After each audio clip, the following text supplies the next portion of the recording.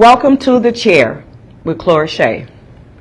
Today I welcome the first African American to be elected to the district attorney job for the Birmingham division of Jefferson County by winning more than 97% of votes that had been counted by 11 o'clock p.m. that night, November the 6th, 2018. Believe it or not, he had 144,666 votes at that time. Guess what? His incumbent only had 107,248. Although becoming a career prosecutor, he chose a pathway that would put him in a position to later create a space for felons to have hope by becoming legally productive adults. Please help me to welcome our district attorney, Danny Carr. Thanks for having me. I'm glad to be in the chair. That's right. You're in the chair. Welcome to the chair. Love it. Love it. So how was the weather? You had a good drive getting here? I did. Yeah. It was a little chilly. Just a little bit. But the drive was pleasant. Okay. I knew I was coming to a great space. Absolutely. Have a great conversation. So, Absolutely. So I feel good. That's good to know. Feel good. That's good to know. So I'm gonna, I'm gonna take you to a couple of places. Okay. And just roll with me for just a minute. I will. So I understand your birthday is December 29th. December 29th. Coming up soon. Coming up soon. You are almost a New Year baby.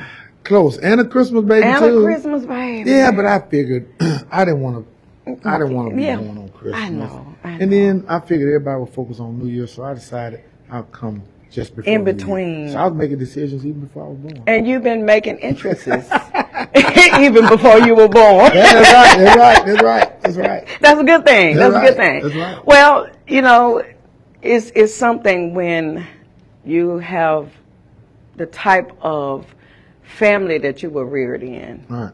And I know from experience about your mom, who all of us who have experienced her love her dearly. And I want to know, how was your relationship with your parents?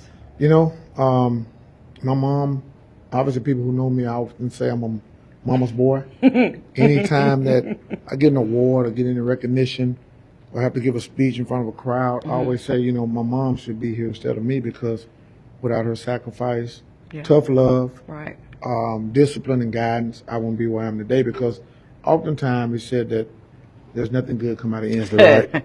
And that, the picture that's painted is that it's all doom and gloom right. and bad. But, my mom, my grandmother, my grandfather, uncle, aunts, everybody, and the community, kind of reared me. They reared me in a way that's not done today, where truly there was neighbor in the word neighborhood. Yeah. And, those people poured into me. And I'm grateful for it, but I'm extra grateful that I had a tough mom who was not my friend. She was my mom. And even today, she reminds me, even while she's living with me, that I'm not your friend, I'm your mother. And that has kept me grounded and kept me on the right path. So I'm equally proud to be her son. Absolutely. And I know that she's proud to be your mother.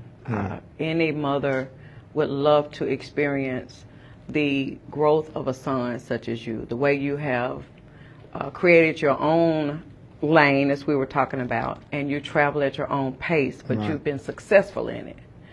But I got a question. With so much, was there a father in the picture? Well, I had a stepdad, and he has since passed, James Hope, who played a huge role as well. Absolutely. But in my younger days, there was no father. It was my mom, but I had a grandfather who stepped in that role, very active in my life. I had obviously a grandmother who was very active in my life, but I also had an uncle who kind of set the standard. And a lot of people know him as Jose Daniel Carr Jr. Right. But, people don't know this. But I watched him, watched how he dressed.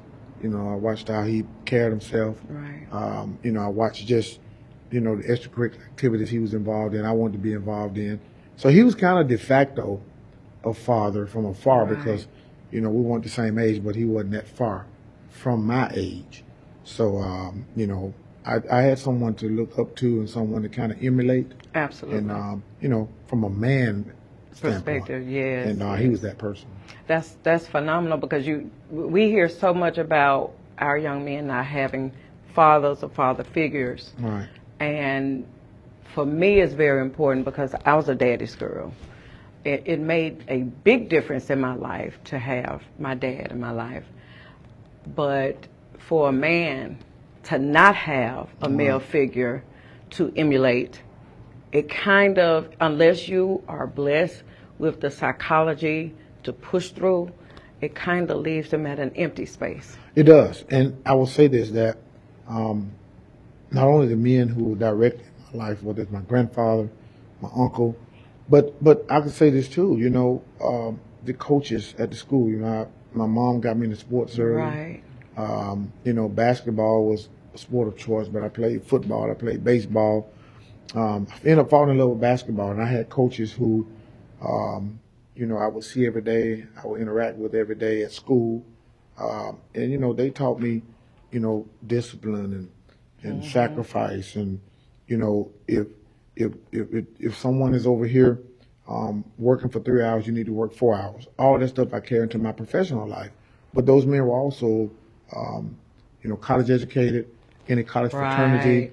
And the interesting thing is, all those guys who were college educated in that college fraternity, I'm a member of that same college fraternity now.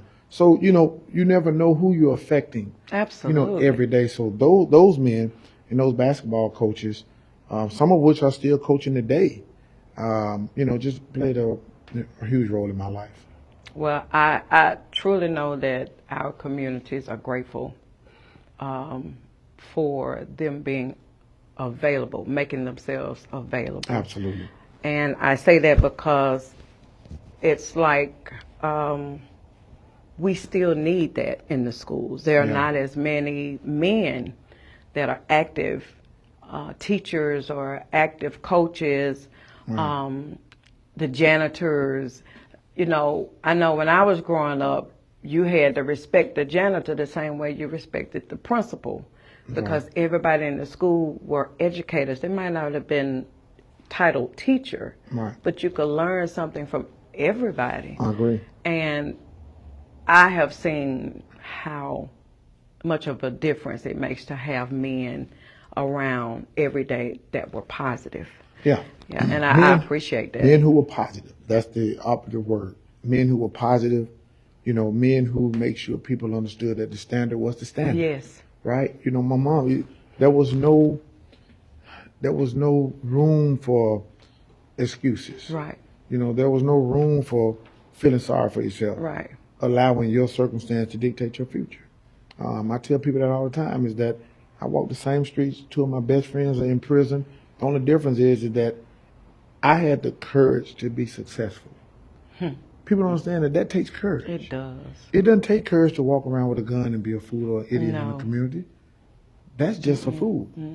It takes courage to actually pound that pavement every day, know that you may not get where you want to go, but you had the courage to seek it out, believe it, go after it, work your tail off, and realize your dream. That takes true courage. You have to be different. You have to be different. You have to be dedicated. And you have to understand that, you may not succeed the first time. Right. But the true measure of any man is how they rebound from failure. Absolutely. Right? So, those are things that I embrace, probably through sports, probably through my upbringing. And, they worked well for me and they voted well for me in my later life. You said about being different. And also, it's bringing me to the children that I've experienced recently. Right. There's a fear of being different. Absolutely. And with that fear of being different, there comes the lack of understanding of consequences. Correct. So if you could say something to somebody about being different and understanding how consequences work, right? How would you put that? You know, that's a great question. And now some come to mind as you're saying that. And I will look at the camera when I say this. For any young person that see this, you can be cool and accomplished.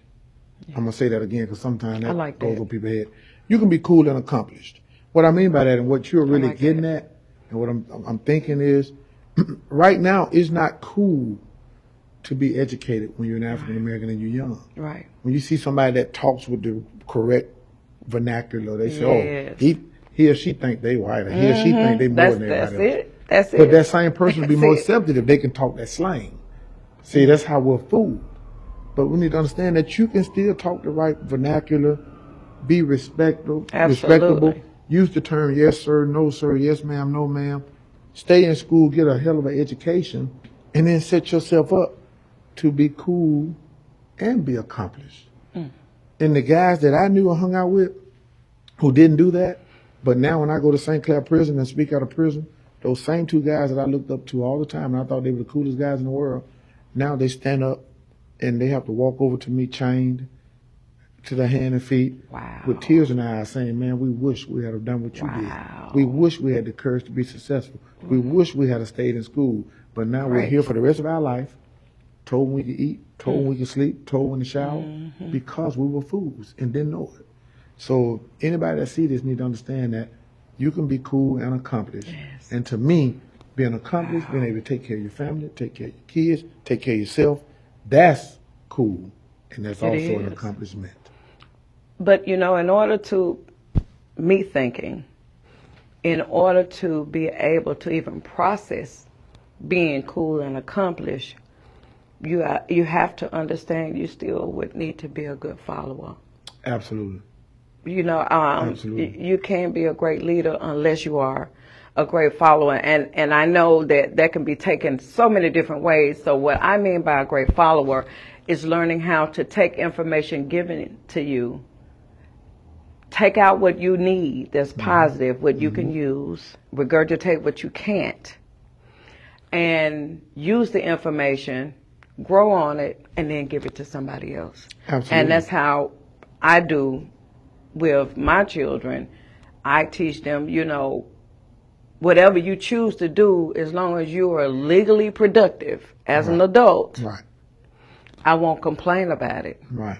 But in order to do that, if you're going to follow somebody, pay attention, because I'm different. That's right. You know, I'm different. And I appreciate you saying something to those that are watching, because to hear it come from someone that did pound the pavement in the hood, that was around a little bit before me, but was a part of the structure of Inslee community, and how the men at that time were community leaders, whether it was in the church or whether they owned a laundromat or whether they had a gas station sitting on a corner. You were part of the generation that respected the elders, and we don't have that now. No, they respected the elders, and they weren't afraid to work. They weren't afraid to get out and be productive and take care of themselves so they can take care of their families. Right. In our communities now, you know, you're only cool if you're walking around with a weapon, if you're walking around with your pants sagging, if you know every lyric to a rap song. But what kids don't understand is this, is that rap is nothing but entertainment. Those same songs that they're selling us every day, the same stuff that Jay-Z is selling us every day, Jay-Z sent his kids to private school while they go to public school and go to prison, believing that that's life. And it's not. And it's not. It's not. So what I'm saying is, you know, we have to have people in our lives to kind of bring us back and make us understand and be able to categorize certain things. And that there are real consequences to your actions. That's tomorrow. The part. That consequence word, I'm sorry. I ain't meant to cut you off. No, it's real. There's real consequences. It's serious. And let me just be clear, is that I'm the person that hand out those consequences. Yeah. I'm not the person that read a book and decide what happens. I'm the person that walks in a courtroom and say, this person gets the death penalty. This person gets life without parole. This 16-year-old going to be treated as an adult. This 17-year-old going to do 30 years. And most of the time, those kids, when you say that, they don't know what hit them. They don't know what hit them. But what they do recognize is the same crew that they were hanging with, they're not in there with them. They're by themselves. And when they go to prison, that same crew, they don't call them no more. That same crew don't come see them no more. And then they're calling our office, crying, saying that they made a mistake. When on the front end, they need to understand that there are real consequences to your actions. So just think 5 seconds before you do something that will change your life and change your family's life. Wow, that's a lot. That's a lot to have the responsibility of. Yeah, it's a lot. You know, so when you pull away from your day and you really think about what you had to do to teach a lesson, how do you clear the noise? You know, that's a great question. And I have my own little way of doing that. And I can tell you, it's strange, but I clear the noise on the front end. Here's how. Because I approach my job in a bifurcated way, meaning 2 methods. One way during that day, a guy may get caught with 2 pills, which is a felony in Alabama. And I may say, you know what? Give that guy a second chance. Or give that girl an opportunity to make it right. Or put that person in diversion court so they can get the help they need, get their case up and dismissed, give them a second chance at life. But later on that day, it may be a guy that did something that he didn't believe the stove was hot, meaning that he took a gun and shot at someone. So now my job is to hold him accountable. That's right. So for me to do it the right way, I do it in a bifurcated way, meaning that I understand that my job is to make sure that the innocent that suffer as well and the guilty doesn't go free. And I take both of those real serious. And then in my spare time, you know, I watch sports, hang around my mom, hang around my friends, and just be plain old Danny. Because at the end of the day, you know, I understand that the reality is that I'm just a vessel in this God's plan. Whenever people say my plan is to do this, it's not your plan. It's not. So God got me here for a reason, and I believe that's why. That's a great segue. Okay. That's a great segue because I was going to ask you next about your foundation in Christianity, or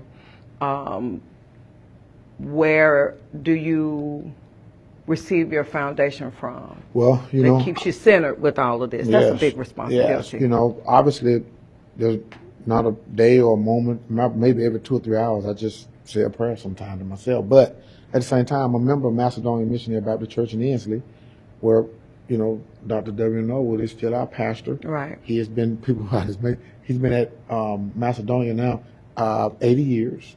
Wow. He baptized me when I was 4 years old. He's 100 years old, and he just about 4 years ago or 3 years ago stopped driving.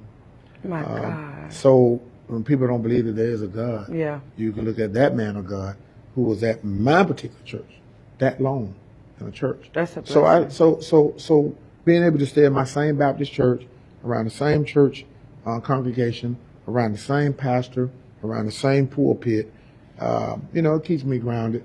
I don't go to a mega church. On Sundays, I go to my same church, you know, to hear the word in my church. And, you know, I just thank the Lord every day for giving me an opportunity to be a blessing to others. Because I truly believe that you're only blessed to bless others. You're not blessed to be boastful and braggadocious about who you are and what position you have. I agree with you. You're in that position as long as God wants you to have it. Once you don't want you to have it no more, then you're done. So make sure you be a vessel for him and do the right things, you know, as best you can. Let me ask you this. I know we're going to be probably running out of time. Right. So I'm going to ask you. I hope you will join me again. Okay. But I will ask you about siblings. Yes. Any siblings?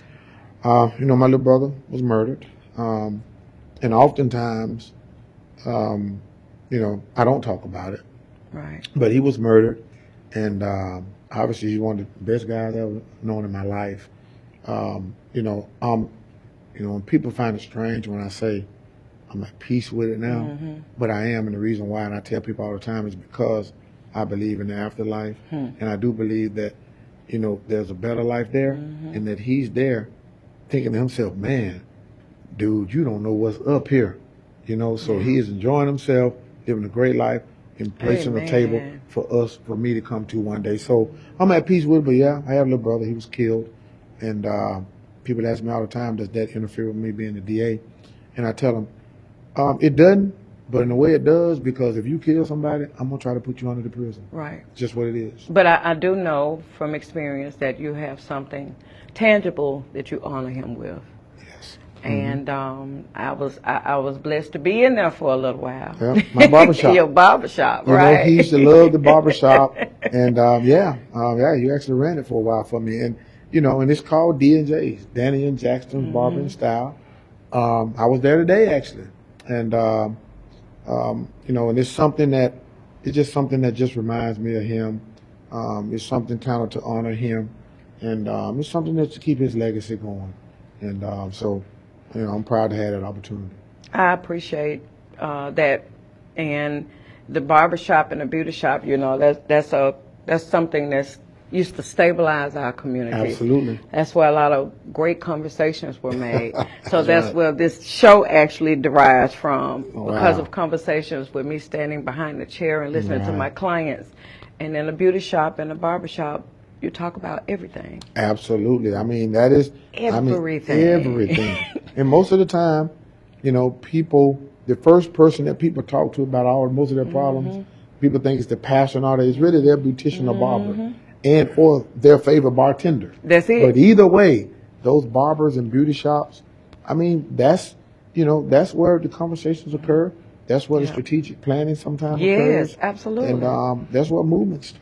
Yeah, a lot of businesses have started in those shops where the people sew cakes or plates or anything. You can go in a shop and sit down for a couple of hours and come out with a few outfits and some deodorant. That's right. Or you can make plates and come in and sell them, and people will buy them. That's right. And I think it's a part of the community that's missing now. Absolutely. And I really miss it, and I really pray that we get back to the point where we could sit down and have those conversations. Yes, yes. Lastly, before we shut down, I have two more things I want to talk to you about. I'll let you end it before I close it out, talking about your second chance. But before we get there, I want to ask you one question. I don't know if you have been asked this before.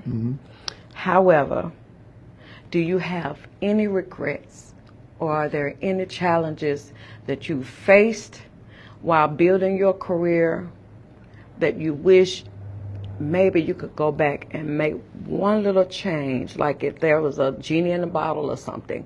Is there one thing that you wish that you could redo? That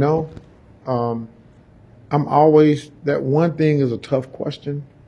I would say that each and every day, I'm always figuring out how I can push the envelope a little more and help people. Absolutely. How I can do something what I call unorthodox for a DA to do. Some of the things that I do now that are unorthodox that's never been done before. But I do think that one of the things I want to do that I haven't done, so I look at it in the present tense going forward, is that I want to figure out a way to continue to empower our community. And it's hard to do, from a DA standpoint because of the restrictions you have. So I have to think kind of strategically in an unorthodox manner to figure out a way to kind of go outside the comfort zone, right? And do things that haven't been done before. And so those are the things that I think about every day, and those are the things that sometimes keep me up at night. If people find it strange that, someone getting sentenced to prison don't keep me up at night. Right. Because if my office is asking for you to go to prison, you have done something really bad. Really bad. And half the time, those guys know they deserve to go to prison. Right. But what keeps me up at night is thinking about the ones who, before my administration, who were put in prison, who shouldn't have been there, or who addiction was criminalized, things of that nature. How do you get to them? How do you help them? How do you give them a second chance? What does that vehicle look like? So those are the things that I continue to think about and continue to try to figure out how to make it better. That's amazing. I wasn't expecting you to take it to a positive note, but that was great. I'm glad you did, because, I hear people talking a lot about how they were convicted, even received life sentences for drug charges with just marijuana, and now all of a sudden, it's being accepted and legalized to certain And I'm to glad you certain mentioned that. And let standpoints. me just say this for your viewers. You know, one of the things when I ran, I said I didn't believe that a person should get a long prison stint or a life without parole sentence for a nonviolent offense. Right. That includes drugs. Right. You know, and I'm proud to say that. You know, I've kept that promise, and at this point right now, we ran the statistics in the Jefferson County. Mm-hmm. We probably had about 28 guys who had served 20 years or more, who were still in prison, one or two which were in their own life without parole. Mm-hmm. But we've gotten those guys out. Most of those guys are doing great work. Most of those guys are in the community, making a difference, volunteering, doing great stuff. We've gotten, I think, 14 or 15 of those guys out now. So, you know, I'm proud of that work. And I'm proud of the fact that we were able to do that as well and make a difference in those guys' lives as well. That's amazing. So if someone came and said that they wanted to see about getting a reduced sentence, maybe they've done some prison time and they're out, but they're still reporting because they may have a lifelong sentence. Right. Is there a way for them to get it cut short if they don't have any other arrests, they nonviolent, and is dealing with marijuana? Yeah. And can they come to you during your second chance? Because I know that's been a success. Yeah, the second chance job fair has been huge, and people said I was crazy for doing it when I first decided to do it 6 years ago. It was like, it's going to be a problem for you. But now, not only has it been a success, we've done our 8th one. That you have the DA. We had 516 guys and women show up to the bout this past time. And as we're sitting here, let me just take it back. That day, 63 people got meaningful employment that day at the bout well. And I think we're up to about 140 people that day. Right. Now, if you multiply that time the other 7 times, we probably employed over 500, 600 people. Oh, my goodness. Just through the second chance job fair. To answer your other question, I tell people all the time that, you know, number one, if you get a life sentence, that means that you're on paper for life, and you got to report it when you get out. Right. There's really no way to change that, honestly. There's nothing in the law that will allow that. Right? Oh, okay. But there are laws now that deal with expungement, what we didn't have. Some people are eligible for an expungement now that they didn't know. One last thing for your votes. If you're convicted of a drug possession case, a felony, you're able to vote. People don't know that. Wow, I didn't know that. So, you know, next time we talk, we can educate the community about this kind of stuff. That's what I want to do. But you're eligible to vote.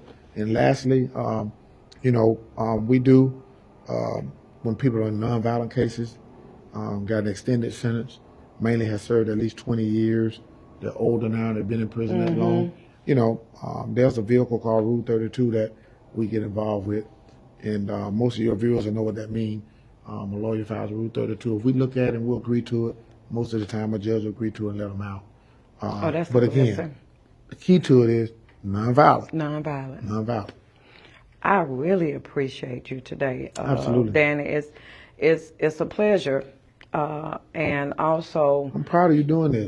This is wonderful. No, I am. I'm proud of this. I Long overdue appreciate for you. that. This is good and nice. Keep up the good work, and you just let me know. I'll come back. I appreciate you. This is awesome. This has been great for me, and my inclination for today is one thing I believe in is not making excuses, but make adjustments. So if you have something you're dealing with and it's plaguing you to the point where you cannot get an answer for yourself, pray about it. Just pray about it and wait on God. Thank you all, and stay tuned to find out who's next in the chair.